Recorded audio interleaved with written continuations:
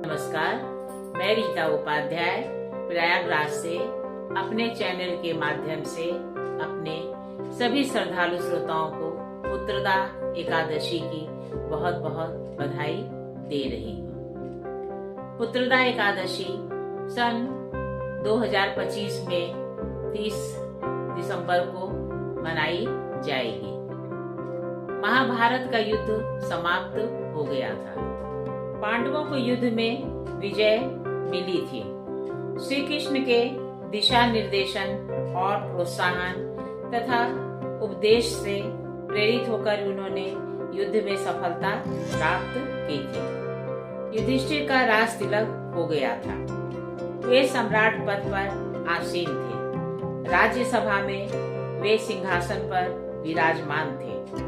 उन्होंने अपने सखा तुल्य भ्राता श्री कृष्ण को मन ही मन याद किया।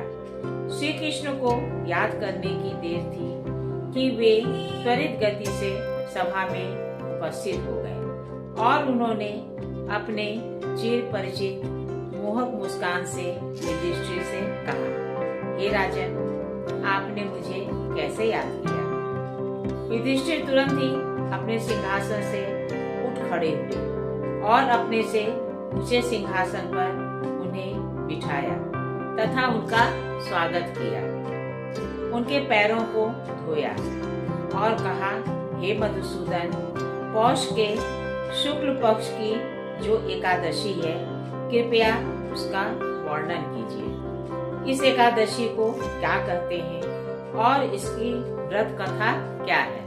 भगवान श्री कृष्ण ने कहा, राजन, पौष के शुक्ल पक्ष की जो एकादशी है उसे बतलाता हूँ, सुनो।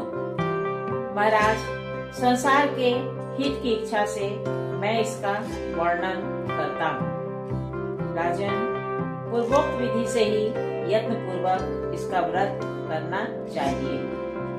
इसका नाम पुत्रदा एकादशी है। यह सब पापों को हरने वाली उत्तम तिथि है। समस्त कामनाओं तथा सिद्धियों के दाता भगवान नारायण इस तिथि के अधिदेवता हैं। चराचर प्राणियों सहित समस्त लोकी में इससे बढ़कर दूसरी कोई तिथि नहीं है। पूर्व काल की बात है। भद्रावती पुरी में राजा सुकेतुमान राज्य करते थे। उनकी रानी का नाम चंपा था। राजा को बहुत समय तक पुत्र नहीं प्राप्त हुआ। इससे दोनों पति पत्नी सदा चिंता और शोक में डूबे रहते थे। राजा के पितर उनके दिए हुए जल को शोकोच्छ्वास से गर्म करके पीते थे। वे आपस में कहते थे, राजा के बाद और कोई ऐसा नहीं दिखाई देता जो हम लोगों का तर्पण करेगा। यह सोच सोचकर पितर भी दुखी रहते थे। एक दिन राजा घोड़े पर सवार हो घने वन में चले गए। पुरोहित आदि किसी को भी इस बात का पता न था। मृग और पक्षियों से सेवित उस घने कानन में राजा भ्रमण करने लगे।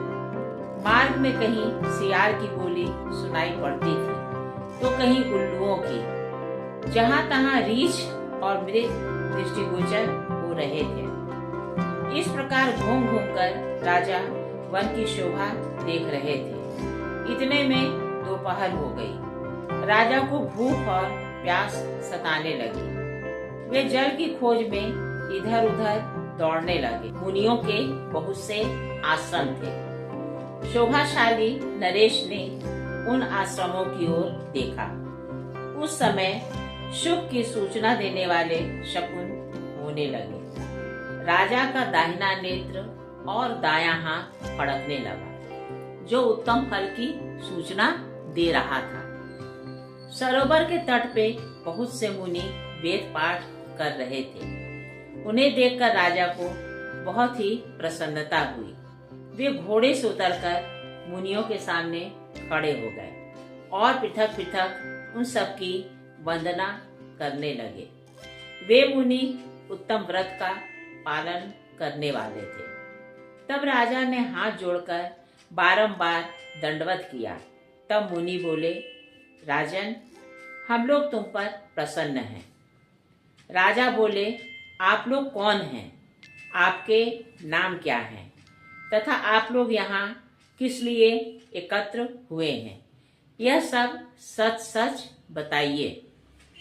मुनि बोले, राजन, हम लोग विश्वदेव हैं, यहाँ स्नान के लिए आए हैं। पौष माह निकट आया है। आज से 5वें दिन माघ का स्नान प्रारंभ हो जाएगा। आज ही पुत्रदा एकादशी है, जो व्रत करने वाले मनुष्यों को पुत्र देती है। राजा ने कहा, विश्वदेवगण, यदि आप लोग प्रसन्न हैं तो मुझे पुत्र दीजिए।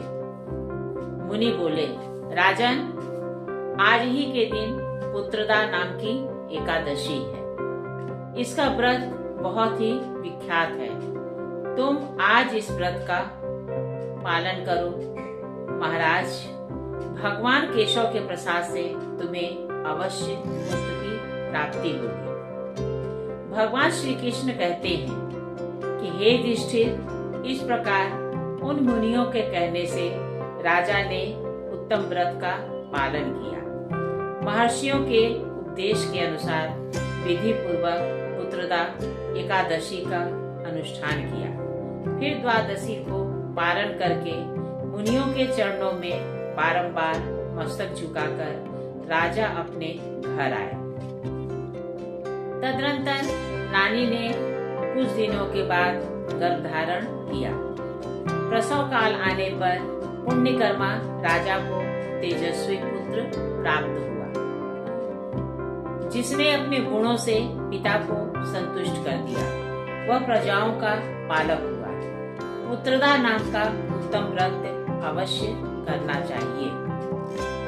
जो मनुष्य एकाग्रचित होकर पुत्रदा का व्रत करते हैं, वे इस लोक में पुत्र पाकर मृत्यु के पश्चात स्वर्गगामी होते हैं। इस महात्म को पढ़ने और सुनने से अग्निष्टोम यज्ञ का फल मिलता है। इतना कहकर कृष्ण भगवान अपने द्वारिका में चले गए। कहिए मेरे श्रद्धालु श्रोताओं, आपको मेरे द्वारा कही गई कहानी कैसी लगी? अगर अच्छी लगी है तो कृपया इसे लाइक और सब्सक्राइब